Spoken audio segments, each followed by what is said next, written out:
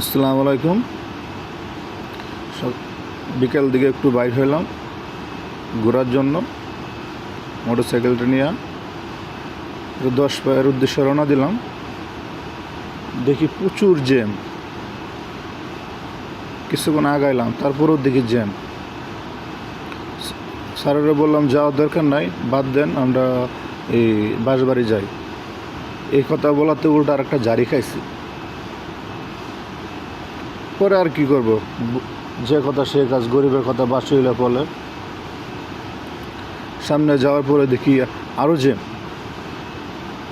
পরে বলতে স্যার যাওয়ার দরকার নাই, বাদ দেন, মোটরসাইকেলটা ঘুরান, আমরা 10 পায়ে যাব। 10 পায়ে যাব না, এই বাঁশবাড়ি যাব। পরে পরে আর কি করবো, স্যারে আমার কথা শুনলো। মোটরসাইকেলটা ঘুরাইলাম, ঘুরাই রওনা দিছি। রওনা দিয়া বাঁশবাড়ি আসলাম। দেখেন কি সুন্দর একটা ভিউ, দেখলে ভালোই লাগতেছে।